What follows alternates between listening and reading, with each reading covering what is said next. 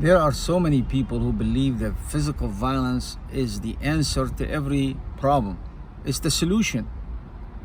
And when they get involved in a relationship, they bring this with them. Meaning, if they reach a point that where their partner provoke them to the point that goes beyond their capability to tolerate, they lose it on their partner and they become physical. Not only verbal, but physical. And then after they become physical, they feel horrible about what they did. And they promise not to do that, and then it happens again. They get triggered again, their partner triggered them, and I'm sure they don't do it intentionally, and they reach the point of becoming physical and they do it again. This is how domestic violence happens.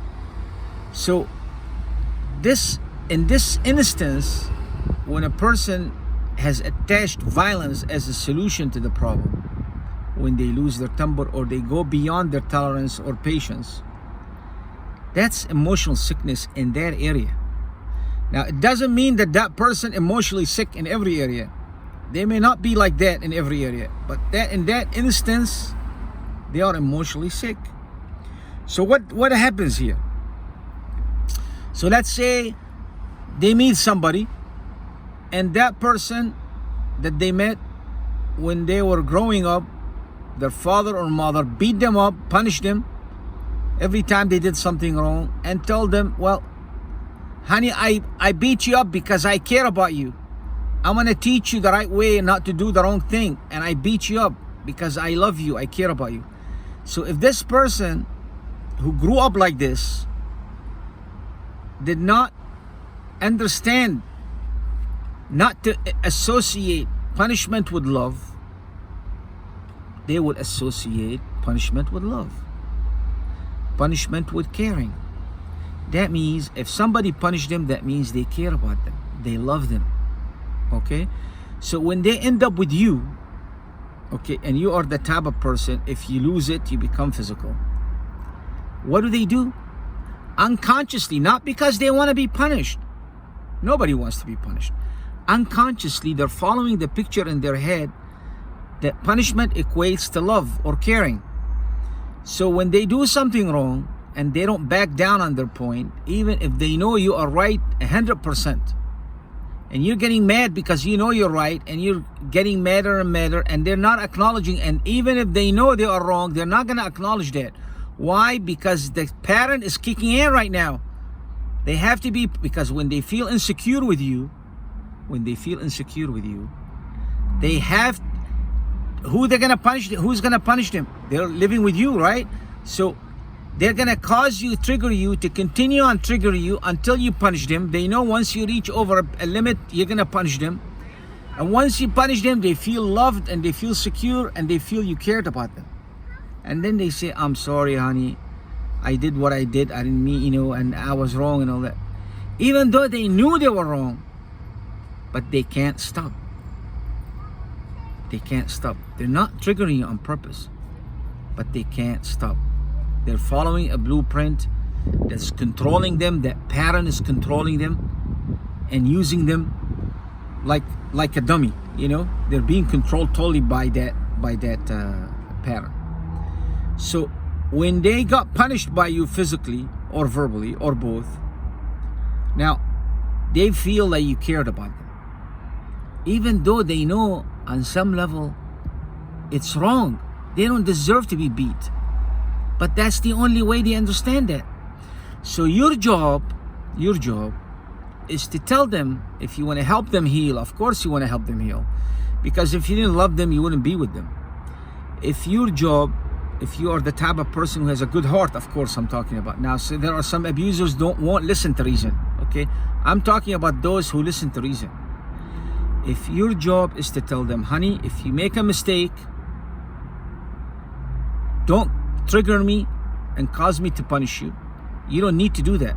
They're gonna tell you why. Because if I, of course you show them the pattern that punishment lead to caring. That's why they're provoking you until you punish them. Once they see that on a conscious level, tell them you don't have to do that. You don't have to trigger you so I can punish you. All you have to do, just admit you are a mistake or back down a little bit I'm not gonna punish you, and I will still care about you. So you're giving them another alternative that non-punishment equates to caring and love. It doesn't have to be punishment caring and love.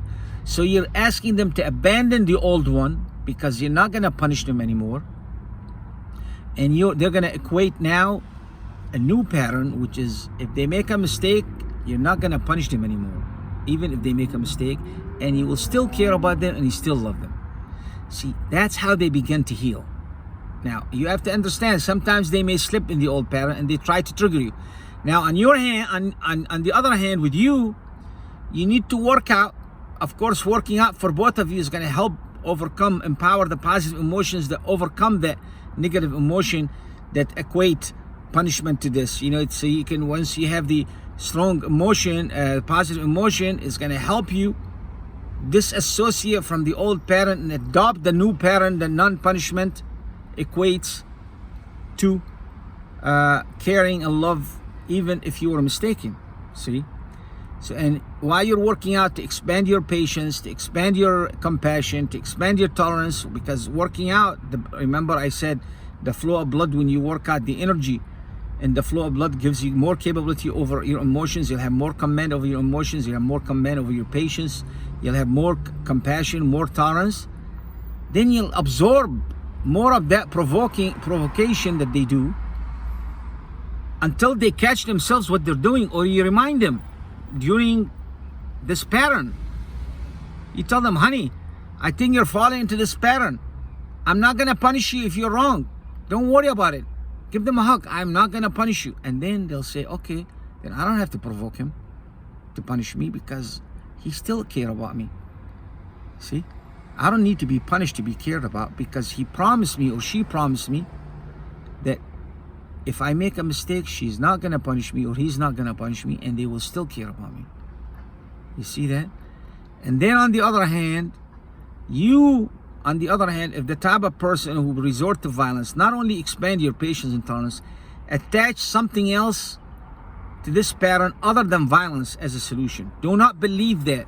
Once you don't believe that, your mind is going to give you another picture to attach to it. So if you reach a point, you lose your temper, because not everybody loses the temper, resort to violence. So when you build your power, your emotions, and when you start getting impatient after you exceed the limit of not being able to tolerate this, attach something else is more peaceful. If you lose your temper, don't attach violence, and don't believe. You see, you have to say, I no longer believe that violence is the solution. Unless, of course, somebody's beating you or is attacking you or something, you're gonna have to defend yourself. I'm not talking about that. I'm talking about if you are initiating the violence, you will begin to disconnect that picture of violence as a solution if you lose your temper, and you attach something more peaceful. So you don't have to hurt someone and feel horrible about doing it. Because if you feel horrible about doing it, if you're not happy with them and neither one of you is healed and you want to leave the relationship, your guilt may want to let you stay in the relationship because you feel horrible about what you did to your partner. It's like a woman who cheated on her husband. She's unhappy with him. He's abusive. She cheated on him. And she's staying in the relationship out of guilt. She feels horrible what she did, even though she's not happy. So guilt sometimes can make people do crazy things. So that's how both of you will help each other heal, and will continue on letting love go. Thank you.